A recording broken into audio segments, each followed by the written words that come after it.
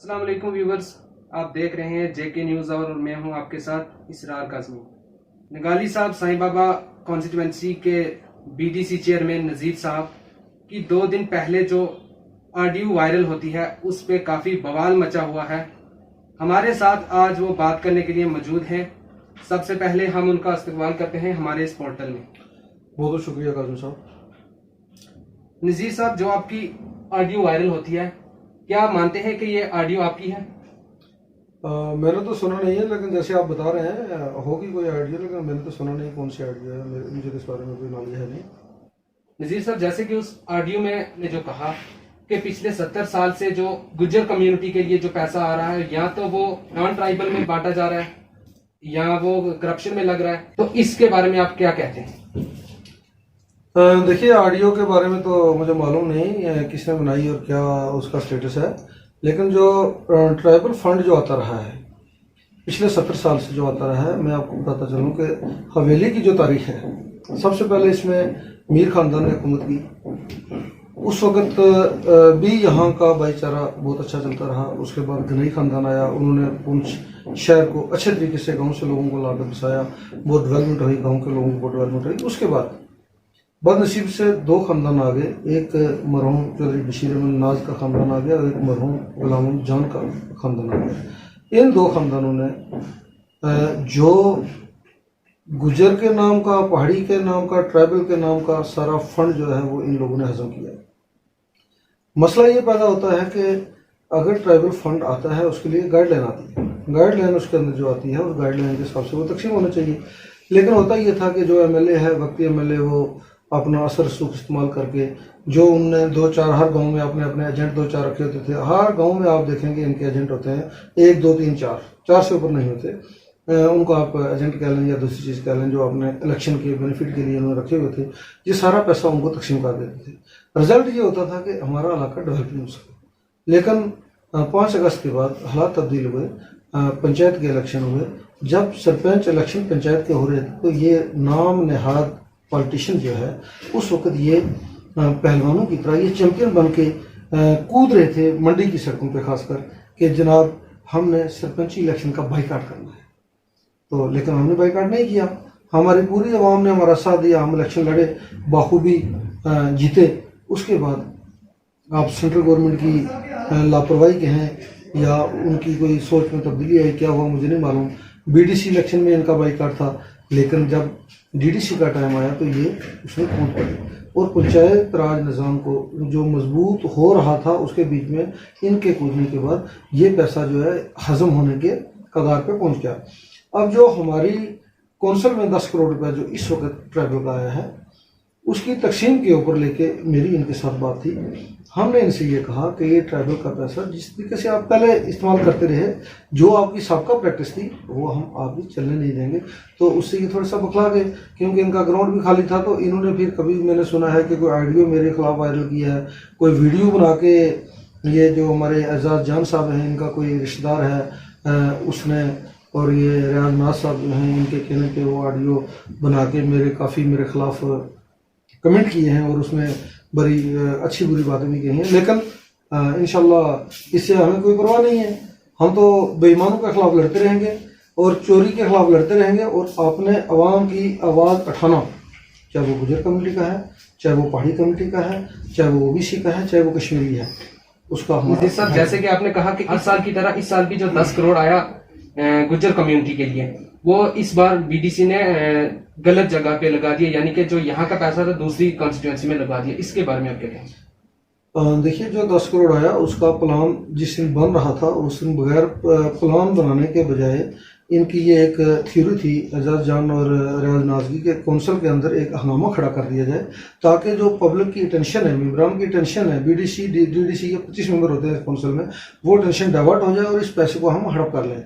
उन्होंने, आपने देखा होगा, गनी साहब के खिलाफ काफ़ी नाजिबा अल्फाज इस्तेमाल किए, जो भी किया वो सारे एक किस्म से कौंसल को इन्होंने जो है, बल्कि डिस्ट्रिक्ट की जो हमारी चेयरपर्सन साहिबा हैं उनकी के अख्तियार को भी इन्होंने खुद इस्तेमाल किया और इन्होंने बोलना शुरू किया और वो प्लान में हेराफेरी करने की उन्होंने पूरी कोशिश की। लेकिन हमारी डीसी साहब से पूरी तरीके से बात हुई है जहां भी ये गलत करेंगे अभी वो प्लान वहां से बन के डीसी साहब के पास अप्रूवल मिल जाएगा। जब वहां पहुंचता है, हमारी ये गुजारिश भी है आपके माध्यम से जनाब डीसी साहब को कि कौंसिल की दोबारा मीटिंग बुलाएं, क्योंकि कौंसिल के 25 मेंबर हैं और यहाँ हमारी ये बदनसीबी है कि ये 25 के बजाय कौंसिल के अपने 14 मेंबर ही लेके बैठ जाते हैं जी, कौंसिल के यही हैं। 11 बीडीसी को ये पूछते नहीं है। अगर कौंसिल के मेंबरान को इन्होंने पैसा तकसीम किया तो बराबर में तकसीम करना चाहिए था। अगर उस तरह नहीं करना था, इनको ट्राइबल में तकसीम करना था, तो इनको पहले देखना चाहिए था कि ट्राइबल विलेज कितने हैं, विलेज वाइज इनको तकसीम करना था। लेकिन अगर इन्होंने नहीं किया, वो हम करवाएंगे। हम किसी भी तौर पे इनके नापाक एजेंडे जो है वो कामयाब नहीं होने देंगे। ये जितने मर्जी वीडियो बनवाए, वीडियो बनाने से क्या होता है, हमारे पास लोग नहीं है, हमारे पास जुबान नहीं है, हमारे लोग होंगे बारे नहीं है। आप देखेंगे, आप ही मेरे ब्लॉक से आते हैं, आप देखेंगे आपकी कस्बा की सड़क कितने अरसा के बाद लगी है। आपके सामने पार इस्लामाबाद शाहपुर में आप देख रहे हैं मशीनें लगी हुई हैं, मंदार में आप देख रहे हैं, केरली में देख रहे हैं मशीनें लगी हुई हैं, बंडजिया में देख रहे हैं लुक पड़ रही है, नूना पांडी से लेकर कनकोट से लेकर आप देखें मेरे ब्लॉक में डेवलपमेंट के कितने काम हो रहे हैं। अल्लाह के फजल से 125 करोड़ रुपए के काम मेरे ब्लॉक में चल रहे हैं। साईं बाबा की रोड जो है वो डबल लेनिंग हो रही है, तो डेवलपमेंट हो रही है। और डेवलपमेंट हो रही है तो इनको परेशानी है कि भाई अब हम कौन सा एजेंडा चलाएं, हमारे पास तो डेवलपमेंट है, हम तो जब इलेक्शन में जाएंगे। अब किसी ने वीडियो में कहा है कि ये इलेक्शन से डरते हैं। अरे नालायक लोगों, अरे बदबख्तों, हम क्यों डरेंगे? हमने सरपंची इलेक्शन में नेशनल कॉन्फ्रेंस को बुरे तरीके से हराया। हमने डीडीसी इलेक्शन में नेशनल कॉन्फ्रेंस बीजेपी दोनों को इकट्ठे हराया। वो दोनों इकट्ठे थे उस वक्त। आपने देखा होगा एजाज जान साहब जो है वो एशियन होटल में और डाक बंगला में हमारे बड़े भाई जो रफीक चिश्ती साहब हैं उनके साथ बैठ के मीटिंग करके वो ट्रांसफ़र करवाने के लिए ऐद वादे लोगों के जो भी वो हाथ हों जो होता है इनके जो ड्रामे वो करते थे, लेकिन अवाम ने इनको नकार दिया। उस वक्त इन्होंने कहा था कि हम इतने पहाड़ी हैं, इतने गुजर हैं, सब पहाड़ी का वोट भी हमें मिला, गुजर का वोट भी हमें मिला, हम बीडीसी जीते। फिर उन्होंने ये शुशा छोड़ना शुरू कर दिया जी, नज़ीर गुजर ये बोल रहा है, नज़ीर गुजर कट हो गया, नज़ीर गुजर इस तरह हो गया। इन्होंने सोचा शायद ये कहने से लोग जो है इनसे टूट जाएंगे। आपने देखा होगा बीडीसी इलेक्शन में आप ही गुजर नहीं है, आपके वोट कहाँ थे आपको पता है। ये राठौर साहब बैठे हैं, ये खान साहब बैठे हैं, ये बैठे हैं, तो वो जो वोट थे लोगों ने, इनकी बातों में लोग नहीं आए। अब ये परेशान होकर इस तरह के हथकंडे इस्तेमाल कर रहे हैं, ऐसा कुछ भी नहीं है। सर, आपने कहा कि मैं इलेक्शन नहीं लड़ रहा, तो आप ये तस्लीम करते हैं कि आपको लोग पसंद नहीं करते या आपको लोग वोट नहीं देना चाहते? देखिए, ये जो लोग ख्वाब खरगोश में नादान पड़े हुए हैं, आप इनसे जाके कह दें कि नालायकों, लोग अगर पसंद नहीं करते तो लगातार हैट्रिक 3 इलेक्शन लोगों ने हमें जिताया है। तुम तो एड़ियां रगड़ते रह गए, तुम तो रिजेक्टेड माल हो, एड़ियां रगड़ते रह गए। लोगों ने हमें सरपंच बनाया, वन साइड जाके इलेक्शन कमीशन का डाटा निकाल लो, 2 ताई एक्सपीरियंस से हम जीते। आप बीडीसी का डाटा निकाल लो, 2 ताई एक्सपीरियंस से जीते। आप डीडीसी का डाटा निकाल लो। तो अगर लोग हमें दे रहे हैं, लोग हमें वोट दे रहे हैं, हम ये क्यों कहेंगे? अलबत्ता मेरी कहीं बात चलती है, लोग मुझे पूछते हैं कि इलेक्शन लड़ोगे नहीं लड़ोगे। बेसिकली इन लोगों का ये प्लान है, खासकर इन 2 खानदानों का, इनका ये प्लान है कि मुझे उकसाकर गनी साहब के खिलाफ खड़ा करें, मैं किसी पार्टी से मैंडेट लेकर टिकट लड़ूं, फिर हम आपस में लड़ें, तकसीम हूँ और ये उसका फ़ायदा उठा के जीतें। लेकिन मैं ना इलेक्शन लड़ता हूँ, इलेक्शन गनी साहब लड़ेंगे। हम पूरे जोर से ताकत से उनके साथ खड़े हैं। मेरे ब्लॉक की पूरी आवाम खड़ी है, हर सच्चा आदमी, नेक आदमी खड़ा है। आपने देखा होगा वीडियो में एक आदमी, वो शायद आपके पास ये क्वेश्चन होगा या नहीं, वो कह रहा है कि आप 2% के लिए बीजेपी में चले गए, 2% के लिए बीजेपी में चले गए। कितनी हवायात बात है। मैं बीजेपी में 2009 में था, 2009 में बीजेपी में था। लेकिन जब मैं यहाँ पुंछ में आया, जब मैंने देखा कि यहाँ पार्टी की सियासत नहीं है, यहाँ बीजेपी वाले, एनसी वाले इकट्ठे हैं, एक ही प्लेटफार्म पे हैं, इकट्ठे वोट देते हैं, इकट्ठे लेते हैं, सुलह करके इलेक्शन लड़ते हैं, कस्में वादे करके इकट्ठे रहते हैं। तो मेरे दिमाग में ये ख्याल आया कि अगर एजाज जान जो है, अगर वो बीजेपी की सपोर्ट में खड़ा हो सकता है बावाज़े बुलंद, किसी लालच से या टक्के पे बिकता है, मुझे नहीं पता, कोई टक्के के बगैर, टक्के के टुकड़े के, मैं वो बातें, वो भाषा इस्तेमाल नहीं करूंगा जो उसके भांजे ने, नवीद ने वो इसमें इस्तेमाल किया है। लेकिन मैं ये ज़रूर कहूँगा कि वो उनकी क्या मजबूरी थी। वो जब मैंने देखा कि नेशनल कॉन्फ्रेंस वाले यहाँ के जो लीडर हैं, जो अपने आप को स्टेट का लीडर कहते हैं, जब वो बीजेपी के साथ खड़े हो गए बावाज़ बुलंद, जबकि एनसी के साथ, एनसी के जो पैटर्न हैं, जो एनसी के लीडर हैं, उनके साथ बीजेपी क्या कर रही थी, तो उनको अगर शर्म नहीं आई, वो अगर खड़े हो गए। मुझे क्या एतराज़ है? गनी साहब, हमने देखा कि गनी साहब एक सच्चा साफ सुथरा आदमी है। 2014 के बाद उस आदमी ने कोई भी जो है 1 घंटा भी जो है पब्लिक के बगैर नहीं निकाला उसने, कोई अपना काम नहीं किया, कोई घर का बाल बच्चे का कोई किसी किस्म का बिजनेस का नहीं किया। वो सुबह उठता है शाम तक आवाम की भलाई के काम करता है, किसी की शादी में, मातमदारी में, ब्याह में, न्याज में, थाने में, पटवारी के पास, कहाँ वो खड़ा नहीं था। अगर वो आदमी अपने आप को वक्फ कर दिया उसने पब्लिक के लिए, तो हमारा भी फर्ज बनता है, हम जो लोग अपने घर से खाते हैं, जो बिकते नहीं है, जो झुकते नहीं है, हमारा भी ये फर्ज बनता है कि हम उस सच्चे आदमी के साथ खड़े हैं। लेकिन गनी साहब को भी हमने एक वारंट बिल्कुल दी हुई है, जिस दिन हमें ये मालूम होगा कि गनी साहब झूठ के रास्ते पर चल पड़ा, जिस तरह ये चले। झूठ का मतलब आप समझते हैं? झूठ का ये मतलब है कि कमिटमेंट करना नेशनल कॉन्फ्रेंस के साथ, वोट देने बीजेपी को, कमिटमेंट करना गपकार अलायंस के साथ, वोट देने जाके अपनी पार्टी को या गपकार के खिलाफ। तो वादा एक करना, रेजोल्यूशन पड़े हुए हैं। हाँ, अगर जो अवाम मेरा ये इंटरव्यू सुन रही है, अगर वो आंखें बंद करके सोचें कि इसमें अगर मेरी कोई बात झूठी है तो मुझे साबित करें, मुझे टाइम रखें, कहाँ बैठना है, मैं बात करूंगा। अगर ये बातें झूठी निकलती हैं, अगर आप ही एक रिपोर्टर हैं, ये साग खान साहब मेरे पास बैठे हैं, ये भी उनके साथ सारी उम्र है, इन्होंने भी तजर्बा किया। जिन लोगों को उन्होंने इलेक्शन लड़वाया था, मास्टर क्यूम साहब, वो भी हमारे साथ हैं, उन्होंने भी तजर्बा किया।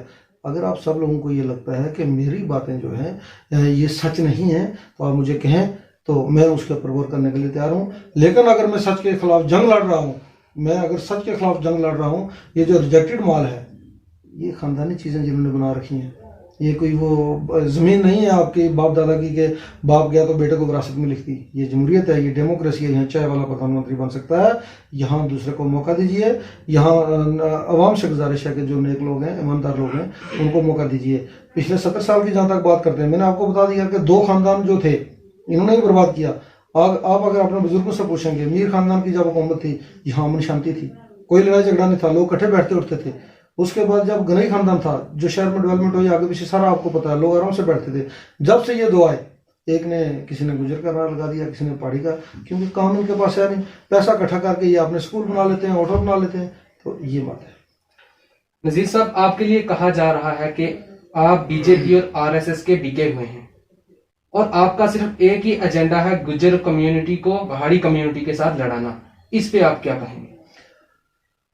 देखिए, इसके ऊपर मैं ये कहूँगा कि जहाँ तक आरएसएस का तल्लुक है, आरएसएस के साथ अगर हम बिके होते तो इस वक्त डिस्ट्रिक्ट डेवलपमेंट काउंसिल के चेयरमैन चौधरी अब्दुल गनी साहब होते। इस बात को आप भी जानते हैं और सियासी हल्का और पूरे सिविल सोसाइटी जानती है। आरएसएस के साथ वो लोग बिके जिन्होंने, आरएसएस का ये एजेंडा ये था कि गपकार अलायंस का बंदा जो है, या कांग्रेस का या एनसी का, वो ब्लॉक डेवलपमेंट काउंसिल या डिस्ट्रिक्ट डेवलपमेंट काउंसिल का चेयरपर्सन न बने। यही एजेंडा था, पूरे पेपरों में, पूरे मीडिया में है। उस एजेंडे को किसने पास किया? उस एजेंडे को पास करने वाला एजाज जान है, रियाज नाज है, जिन्होंने वादे किए, रात शाम को 8 बजे बैठ के वहाँ हल्फ करते हैं और रेजोल्यूशन लिखते हैं, जिसके कांग्रेस के प्रेसिडेंट गुलाम मीर साहब जो उसके विटनेस हैं, और सारे जो हम लोग बैठे थे विटनेस हैं, रात को ये बात करते हैं, सुबह उठ के जाके वोट दूसरी तरफ देते हैं। और इनका ये एजेंडा था कि किसी भी तरीके से गपकार अलायंस का बंदा, गपकार जिसको गवर्नमेंट वाले बहुत से लोग गपकार गैंग भी बोलते हैं, कि गपकार अलायंस का बंदा जो है वो पुंछ में डिस्ट्रिक्ट चेयरपर्सन की कुर्सी पर ना बैठे। ये आरएसएस का एजेंडा था। और वो एजेंडा जो है उसको लागू किसने किया? वो एजाज जान ने किया, क्योंकि उसने अपनी माँ का वोट, रियाज नाज का वोट जो है वो गपकार अलायंस के खिलाफ दिया, दूसरी जगह दिया, और उसके बाद जो है उन्होंने अपने एजेंडे को लागू किया। और बिका कौन? पूरे शहर में चर्चा है, बिका कौन? ये सारे शहर में चर्चा आज ट्रेडिंग किसने की, ये सारा शहर जानता है कि पैसे किसने लिए। अगर टिक्कू को अगर आपने वाइस चेयरमैन के लिए खड़ा किया था, 2 मिनट की बात है, कि अगर ये हमारी डिस्ट्रिक्ट की सीट जो है ये गुजर कम्युनिटी के लिए रिजर्व हो गई, ठीक है जनाब, ऊपर से गवर्नमेंट ने कर दी। वाइस चेयरमैन की रिजर्व तो नहीं थी। हमने बार बार इनको कहा, जिसके ये साग खान साहब गवाह हैं, कि जनाब आप बैठ के बात कीजिए, आप नॉन एसटी कम्युनिटी से वाइस चेयरमैन बनाइए, एसटी से चेयरमैन बनाइए, ताकि हम अपने भाईचारे को, दोनों के डेवलपमेंट को साथ लेके चलें। इन्होंने वादे हमारे साथ ये करते रहे, लेकिन इन्होंने क्या किया? इन्होंने उसको 5 वोट मिले बेचारे को। किसको? टिक्कू को 5 वोट मिले। इन्होंने पैसा लेके अपना वोट जो है वो बेचा। जिनको बेचा वो हमारे लोग हैं अपने, कोई ऐसी बात नहीं। जिन्होंने खरीदा उनके पास पैसा था तो खरीद लिया। तो ये बकाऊ लोग जो हैं ये अपने एजेंटों के जरिए, बिके हुए लोगों के जरिए हमें कहेंगे कि आप आरएसएस के एजेंट हैं। वो हम हैं जिन्होंने बीजेपी के खिलाफ मुकाबला कर लिया, यहाँ से 2 सीटें निकाली। ये तो बीजेपी की गोद में बैठे थे, उस वक्त ये बीजेपी की गोद में, आपको नहीं मालूम, किसको नहीं मालूम, सब दुनिया को मालूम है कि ये उस वक्त बीजेपी की गोद में बैठे थे, ये प्रचार कर रहे थे बीजेपी के लिए, और इन्होंने इतना जबरदस्त तरीके से प्रचार किया जी बीजेपी को जिताने के लिए। तो गोद में कौन बैठा है? जो उसको सपोर्ट करता है, या गोद में वो बैठा है जो उसके खिलाफ बीजेपी को हरा के इलेक्शन लड़ के 2 डीडीसी की सीट निकाल के आपको दे रहा है? नजीर साहब, एक और क्वेश्चन है हमारा, जैसे कि रिकॉर्डिंग में सुनने को आया, आपने कहा कि गुजर कम्युनिटी के लोग जो हैं ये दोगले लोग हैं, इन्होंने पिछले 70 साल से हमारा कचूमर निकाला। आप खुद गुजर कम्युनिटी से ताल्लुक रखते हैं, तो आप कैसे कह सकते हैं कि ये लोग दोगले हैं? देखिए, दुगले हमारी भाषा में उनको कहते हैं, जैसे हमारे दुगले कहते हैं जिनकी नस्ल माँ की अलग और बाप की अलग हो। अगर आप दुगले पे जाएंगे, मैं दुगले उन लोगों को कहता हूँ, टू बी फ्रैंक, जिन लोगों की करनी और कथनी में फर्क हो। मेरे भाई, सियासत की जो है एक विचारधारा होती है। सियासत होनी चाहिए एक विचारधारा पे, भाई एक लाइन है, हम इस लाइन पे चल रहे हैं, जीत हार तो बात की बात है। आप मुझे बताइए कि पुंछ के अंदर ये कौन सी विचारधारा है कि नेशनल कॉन्फ्रेंस जो सारी हर जगह दुहाई देती है कि उन तो मुसलमान खतरे में है, और फिर आके सपोर्ट बीजेपी की करती है। ले हिल कौंसिल में आपने देखा होगा, पेपर में, मीडिया में आया कि इन्होंने बाजाफ्ता तौर पर बीजेपी की सपोर्ट की है। यहाँ पुंछ में बीडीसी इलेक्शन में ये किसके साथ खड़े थे? बीजेपी के साथ। कोई चीज छपी हुई है? अगर जो लोग ये कहते हैं कि हम गुप्कार के साथ खड़े हैं लेकिन वोट बीजेपी को देते हैं, जो लोग ये कहते हैं, गनी साहब को ये कहते हैं कि हम आपके साथ खड़े हैं, आप आगे बढ़िए, और जाके दूसरी साइड खड़े जाते हैं, जो लोग गुजर और पहाड़ी में तकसीम करते हैं, वो लोग जो है वो दुगले लोग हैं। अब देखा, गनी साहब जो है ये मार्केट में आ गए हैं, ये पब्लिक की खिदमत करते हैं, इनका ग्राउंड, हमारा ग्राउंड खाली हो गया, अब ये इस तरह के हथकंडे करते हैं, लेकिन इनको कुछ मिलने वाला नहीं है। ये जीरो हैं, आज भी जीरो हैं, कल भी जीरो हैं। मेरी तो इनको ये राय है कि इनको आराम से घर बैठ जाना चाहिए, क्योंकि ये कोरोना से डरते हैं, ये लोगों को मिलने से डरते हैं, ये मातमदारी में जाने से डरते हैं, ये थाने में फ़ोन करने से डरते हैं, ये किसी के साथ चलने से डरते हैं, ये किसी की सपोर्ट करने से डरते हैं। इनको खाली चाहिए रुपया रुपया रुपया। पहले बनाए तो बिके, अगली बार भी बना भी दोगे तो बिक जाएंगे। तो इनका कोई वो नहीं है, ये धोखे ही दुगले लोग हैं। और दुगले वही लोग हैं जो एक बात पर डटे नहीं रहते, जो झूठ के साथ चलते हैं। हम अल्लाह के फजल से सच के साथ चलते हैं और चलते रहेंगे। एक बात आपने इस पर जरूर मेंशन करनी है, हमारी लड़ाई किसी गुजर, पहाड़ी, कश्मीरी, ओबीसी, सैयद किसी से नहीं है। हमारी लड़ाई है सिर्फ और सिर्फ झूठ से। लाइन खींचना चाहते हैं, नज़ीर गुजर पुंछ की सियासत में एक लाइन खींचना चाहता है, जिसको लाइन के इधर चलना है वो इधर चले, जिसको इधर चलना है वो इधर चले। आप किसी को भी वोट दें, एक ही गुजारिश है, शरेआम आके दें। ये जो छुप के वार करनी है, ये करबला में हुई थी छुप के वार। ये वो मुनाफिक लोग हैं जिन्होंने करबला बर्पा की थी, ये उनकी नस्ल के हैं जिन्होंने करबला बर्पा की थी। ठीक है, इंशाल्लाह हमारा इलेक्शन भी नारा था, एक तरफ आमना दा लाल होएगा, दूसरी तरफ लान दी यजीद होएगा। हम अल्लाह के फजल से हुसैन के साथ रहने वाले हैं, यजीद के साथ हमारी कभी बन नहीं सकती। और यजीद जो है वो, उसका अंजाम हमारे हाथों जो है वो फेल होगा, और हम जमहूरी तरीके से उनको जवाब देंगे। नजीर साहब, आपने कट्टरपंथी की बात की इसमें कि मैं कट्टर हूँ, इसका क्या मतलब है? देखिए, यहाँ पे ये एक सिस्टम चला हुआ है। मैंने ये, आप कौन सी बात की बात कह रहे हैं मुझे वो पता नहीं, लेकिन हाँ एक चीज़ मैं आपको जरूर करना चाहता हूँ कि जो इंसान कट्टर नहीं है वो दुगला है नहीं है। अगर मैं अपने कमेटी की बात नहीं कर सकता, मैं गरीब के साथ खड़ा नहीं कर सकता, मैं अपनी ज़ात की बात नहीं कर सकता, अपने हक की बात नहीं कर सकता, तो मैं सार खान की बात क्यों करूँगा? कट्टर होना बहुत ज़रूरी है इस वक्त में। और कट्टर वही होगा जो अपने घर से रोटी खाएगा, जो किसी के टुकड़े पे नहीं पलेगा, वही जो है वो कट्टर होगा। लेकिन जो लोग बिकते हैं वो कट्टर कैसे हो सकते हैं? नजीर साहब, क्या लगता है आपको, पहले आपके साथ बात करना, फिर उसके बाद रिकॉर्डिंग करना और फिर वायरल करना, क्या ये कोई साजिश है कि आपको बदनाम करने की साजिश हो सकती है इसमें? हाँ, देखिए, रिकॉर्डिंग की जहाँ तक तलक है, अगर किसी ने रिकॉर्डिंग की है तो ये ओछे हथकंडे कौन लोग करवा सकते हैं? जो हार रहे हैं, जिनकी जमीन खाली हो गई है, उनके पास था क्या? नजीर साहब, आपने कहा कि 10 करोड़ जो आता है वो करप्शन में चला जाता है। आखिर ये कौन लोग हैं जो करप्शन करते हैं? इनको आज तक पकड़ा क्यों नहीं? इस पे केस क्यों नहीं फाइल हुई? हाँ, देखिए, करप्शन जो है, मैं जब सरपंच बना था तो जब मेरी हमारे मोहतरम प्रधानमंत्री जी से जब हमारी मुलाकात हुई तो मैंने वहाँ भी ये बात का जिक्र किया था। मैंने उनसे कहा था कि जनाब 20 डिस्ट्रिक्ट हैं हमारे जम्मू कश्मीर के, क्या आपके पास पूरे हिंदुस्तान में 20 IAS और IPS ऑफिसर नहीं है जिनको आप लगा दें जो करप्शन पर कंट्रोल करें? हमारे जम्मू कश्मीर की सबसे बड़ी अगर कोई समस्या है, मिलिटेंसी से भी ज़्यादा बड़ी, वो करप्शन है। क्यों? करप्शन का जब हराम का पैसा आता है, दिमाग ख़राब होता है, मिलिटेंसी में दूसरी जगह लोग जाते हैं। अल्लाह का शुक्र है, इस वक्त जो हमारे डीसी साहब हैं और एसएसपी साहब हैं, बहुत ही होनेस्ट अफसर आए हैं। इस वक्त करप्शन के ऊपर, करप्ट लोगों की गर्दन के ऊपर हमने बराबर जो है पकड़ बना के रखी हुई है। हर महकमे की नज़र है, हमारी नज़र है, तभी हमारे डेवलपमेंट के काम हो रहे हैं। लेकिन जो पीछे हो गया, जो पीछे करप्शन होगी, इसमें कोई शक नहीं है। अगर आप देखेंगे इन लोगों की, अगर इनके परदादा की आप अगर इनकम निकालेंगे, आप देखेंगे इनके पास कौन सी हज़ारों कनाल ज़मीन थी। यहाँ अगर किसी के पास ज़मीन थी तो वो गनई खानदान और मीर खानदान के पास थी। इनके पास क्या था? सारा करप्शन का पैसा इकट्ठा किया। अब जो लोग दुनिया से चले गए हैं, अब मुझे जज्बाती करके उनके खिलाफ अगर मैं कोई कहूँगा तो खुदा के सामने ये बात अच्छी नहीं होगी, क्योंकि नरम दिल का मालिक हूँ। लेकिन एक बात है, जो कर गया वो कर गया। जो आगे वाले हैं उनको हम वो नहीं करने देंगे, ठीक है ना। वो आपने सुना होगा, एक वो मुहावरा है, मैं वो कर देंगे जरा मेरे प्यो ने किया सी, याद है? वो नहीं करने देंगे, कतई नहीं करने देंगे। आवाम का 1 रुपया नहीं खाने देंगे, चाहे हमारे खिलाफ 100 वीडियो बनाए। और साथ में ये वार्निंग भी देना चाहते हैं, जो इन्होंने चेले चमचे पार रखे हैं अपने मंडी से लेकर लोन तक, कोई जेई के रूप में है, कोई एई के रूप में है, कोई जीआरएस के रूप में है, जिनको ये फंड शंड करते, करप्शन का पैसा, जो करप्शन में इनके दलाल हैं, हमारी सब पे नज़र है, सबके प्रूफ हैं। और वो वक्त दूर नहीं है, आज हम बर्दाश्त कर रहे हैं। और किसी दिन जब हमारा बर्दाश्त का मादा लबरेज हो गया, उनको कैफे करदार तक पहुँचाएंगे, बाजाफ्ता तौर पर उनकी जो है वो इन्वेस्टिगेशन शुरू करवाएंगे। और हम रोकेंगे, हम करप्ट लोगों को रोकेंगे, हम किसी भी तरीके से बचने वाले नहीं हैं। लेकिन कोशिश यही है हमारी कि गवर्नमेंट भी यही चाहती है कि अमन अमान कायम रहे। किसी भी तरीके से लोगों को पहले समझा बुझा के मना किया जाए, नहीं होते तो कानूनी कार्रवाई करेंगे। व्यूअर्स, ये थे हमारे साथ नज़ीर साहब, जिनकी रिकॉर्डिंग लीक हुई कुछ दिन पहले। अब आपका क्या कहना है, कमेंट बॉक्स में ज़रूर बताएं। शुक्रिया।